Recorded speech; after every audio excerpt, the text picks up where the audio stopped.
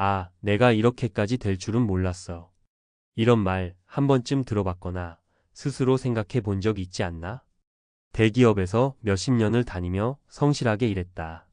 연봉도 괜찮았고 명함을 내밀면 다들 깍듯이 대했다.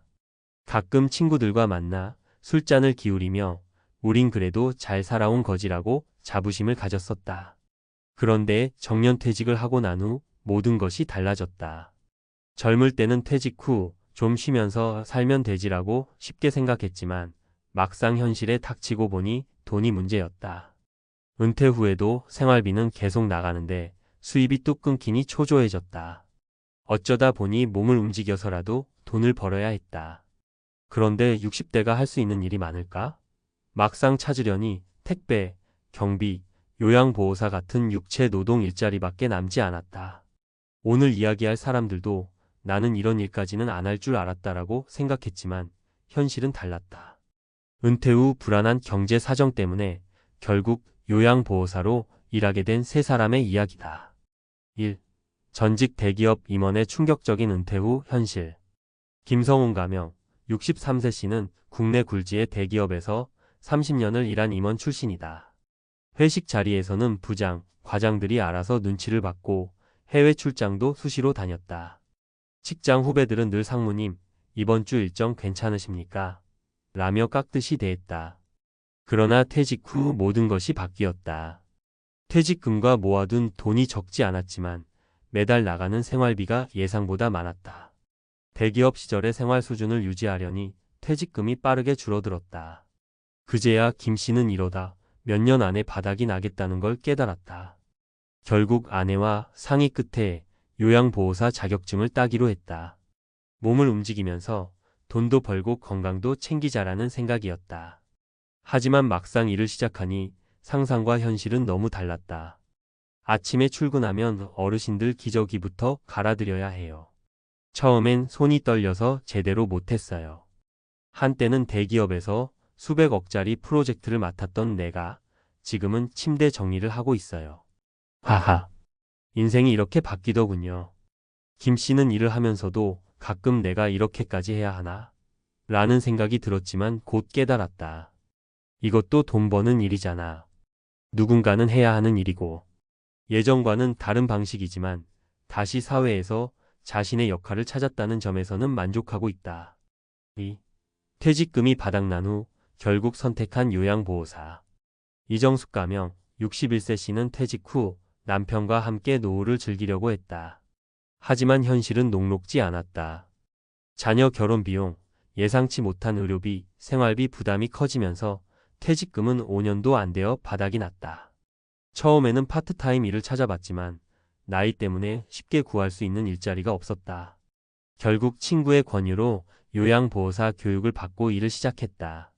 처음에는 어르신들과 대화도 많이 나누고 정서적으로 도움을 주는 일이라고 생각했다. 그러나 막상 해보니 상상 이상의 육체 노동이었다. 어르신들 목욕 도와드릴 때 정말 힘들어요. 허리가 너무 아파요. 가끔은 침대에서 일어나지 못하는 분들도 계셔서 힘으로 들어 올려야 할 때도 많아요. 처음엔 몇 번이나 일을 그만둘까 했어요. 하지만 일을 하면서 점점 생각이 바뀌었다.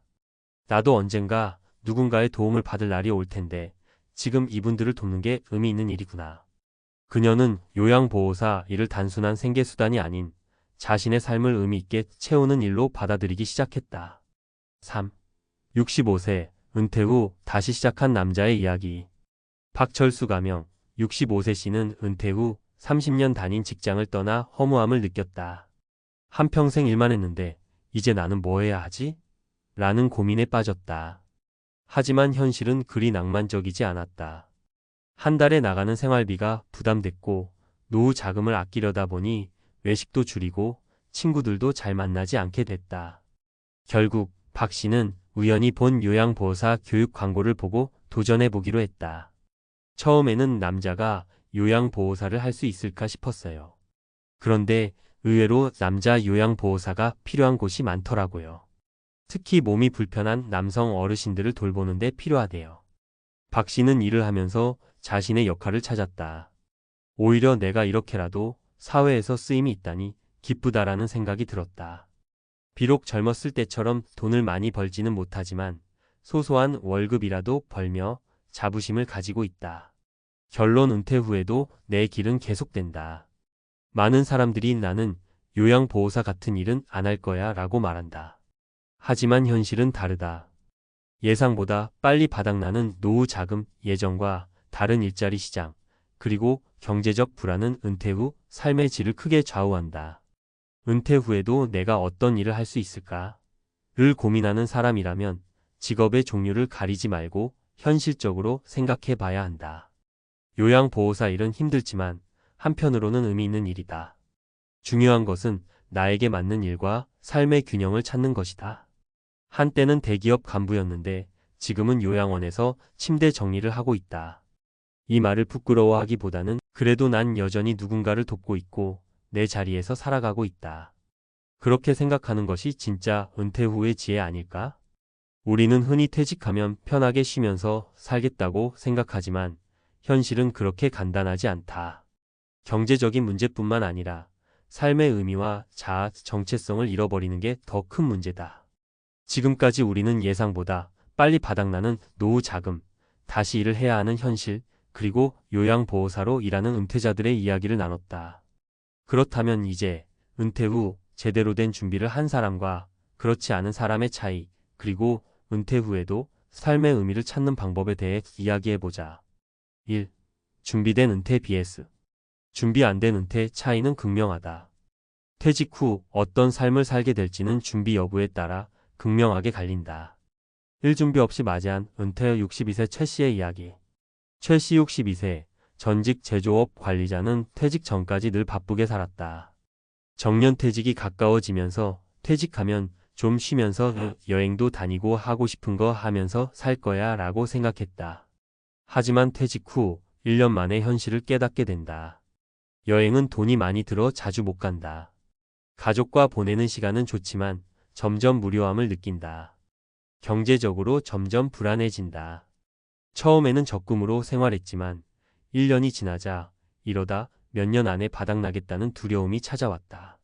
결국 예전 동료에게 연락해서 일거리를 찾아다니기 시작했다. 하지만 60대가 쉽게 할 수 있는 일자리는 많지 않았다. 결국 요양보호사 교육을 받고 일을 시작했다. 어쩔 수 없이 하는 일이었기에 만족감도 낮았고 몸은 더 힘들어졌다. 최 씨는 말했다. 퇴직 전에 조금이라도 준비를 했더라면 좋았을 텐데. 은퇴 후에 부랴부랴 준비하려니 선택지가 너무 적어요. 이 철저하게 준비한 은퇴와 64세 이 씨의 이야기. 반면 이 씨 64세, 전직 금융권 근무는 퇴직 5년 전부터 은퇴 후 계획을 세웠다. 퇴직 후 들어올 연금과 지출을 미리 계산했다. 주거비를 줄이기 위해 작은 아파트로 이사했다. 건강 관리를 위해 생활 습관을 바꿨다. 은퇴 후에도 할 수 있는 일을 미리 찾아봤다. 퇴직 후 이 씨는 유튜브 채널을 운영하며 금융 관련 강의를 하고 있다. 한 달 수입은 많지 않지만 연금과 합쳐서 생활하는 데 무리가 없다. 무엇보다도 매일 할 일이 있다는 것이 가장 좋다고 말한다. 퇴직 후에도 할 일이 있고 경제적으로 불안하지 않다는 게 얼마나 중요한지 몰라요. 은퇴 전에 미리 준비할 수 있다면 꼭 준비하세요. 2. 은퇴 후에도 의미 있는 삶을 살기 위한 3가지 방법. 그렇다면 이미 은퇴했거나 퇴직을 앞둔 사람들이 더 나은 은퇴 생활을 위해 무엇을 할 수 있을까? 1. 무조건 쉬는 게 답이 아니다. 생산적인 일을 찾아라. 퇴직 후 아무것도 하지 않으면 우울증과 무기력감이 찾아온다. 60대 이후에도 할 수 있는 일을 찾아보자. 유튜브, 블로그 운영하기. 재능을 살려 강의나 컨설팅하기. 노인 대상 프로그램이나 봉사활동 참여하기. 요양보호사, 가벼운 파트타임 등으로 소득 만들기. 퇴직 후 일을 찾는 것이 단순히 돈 때문만은 아니다. 사회와 연결되고 자아 정체성을 유지하기 위해서도 필요하다. 이 재정 계획은 철저하게 돈이 없으면 선택지도 없다. 퇴직 후 경제적인 문제로 인해 원치 않는 일을 해야 하는 상황은 반드시 피해야 한다. 은퇴 전에는 아래를 꼭 점검해 보자. 퇴직 후 매달 얼마가 들어오는지 정확히 계산하자. 노후 생활비는 정말 적정한지 점검하자. 예상보다 더 많이 든다. 고정 지출을 줄이는 연습을 미리 하자. 돈이 없으면 선택지가 없다. 결국 퇴직 후 후회하지 않으려면 경제적인 대비는 필수다. 3. 건강관리 돈보다 중요한 자산. 돈이 있어도 건강이 없으면 무용지물이다. 은퇴 후 일하려 해도 건강이 받쳐줘야 한다. 퇴직 전부터 아래를 실천하자. 매일 1시간 이상 걷기 운동을 하자.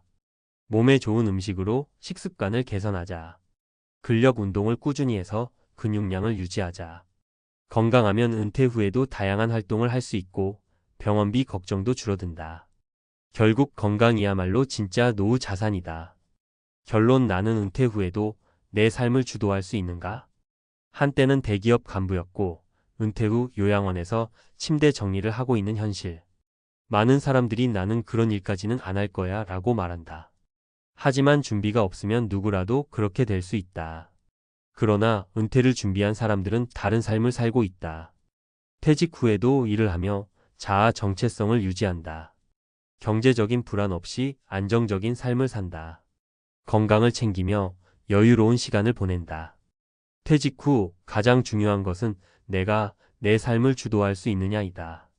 준비 없이 맞이하면 생계를 위해 원치 않는 일을 해야 하지만 준비한 사람은 스스로 원하는 길을 선택할 수 있다. 지금 당신은 어느 쪽인가? 아직 늦지 않았다. 지금부터라도 준비하자.